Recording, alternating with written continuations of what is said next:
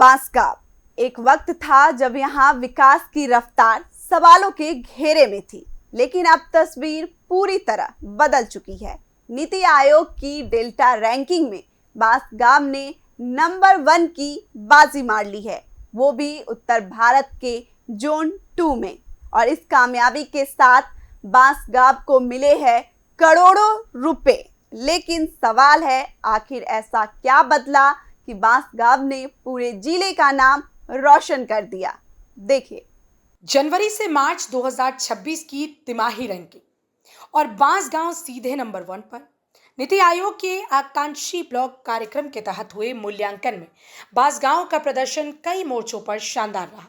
स्वास्थ्य और पोषण, शिक्षा, कृषि, आधारभूत ढांचा और सामाजिक विकास, कुल 39 KPI यानी इंडिकेटर्स पर ब्लॉक के प्रदर्शन को परखा गया और इन सभी क्षेत्रों में लगातार बेहतर प्रदर्शन का नतीजा ये रहा कि बांसगांव ने उत्तर भारत के जोन 2 में पहला स्थान हासिल कर लिया। यानी ये कामयाबी किसी एक योजना या एक दिन की मेहनत का नतीजा नहीं है।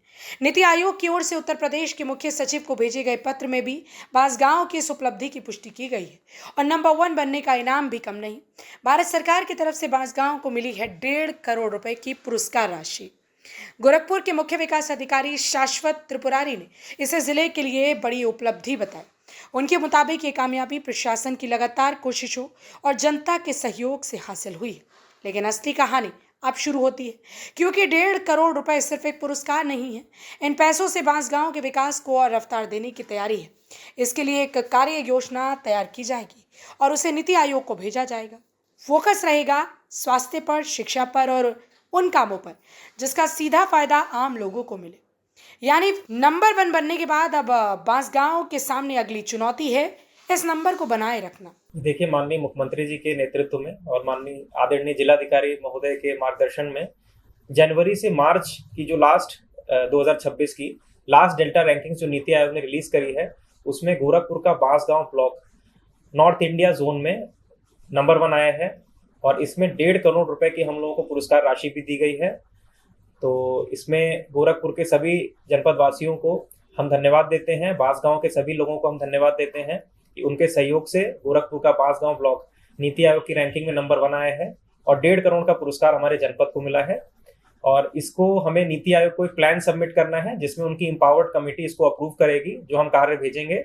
तो हम लोगों का फोकस है कि हेल्थ, एजुकेशन और ऐसी चीज़ें जिससे ब्लॉक को और बेहतर ढंग से ब्लॉक में जनता के जो इश्यूज हैं उसको हम सॉल्व कर पाएँ, ऐसी कार्य योजना हम लोग बना के नीति आयोग को भेजेंगे और उसको अप्रूव कराएंगे। और हम लोग आशा करते हैं कि जो 1.5 करोड़ की राशि हम लोग को पुरस्कार के रूप में मिली है उसको हम लोग बांसगांव के और जनपद के बेटरमेंट के लिए यूज कर पाएंगे। Thank you. इसमें कितनी बड़ी उपलब्धि मानते हैं आप? ये देखिए, माननीय मुख्यमंत्री जी के नेतृत्व में लगातार हम लोग प्रयास रहता है गोरखपुर में कि हम लोग अचीव कर सके चीजों को, तो ये अच्छी उपलब्धि है और सभी को मैं इसके लिए धन्यवाद देता हूँ। Thank you. गोरखपुर का बांसगांव ब्लॉक विकास कार्यों को लेकर एक बड़ी सफलता हासिल किया है। नीति आयोग की आकांक्षी ब्लॉक डेटा कार्यक्रम की रेटिंग में बांसगांव ब्लॉक को नंबर 1 घोषित किया गया है। साथ में इसके लिए 1.5 करोड़ रुपए का पुरस्कार भी दिया गया है।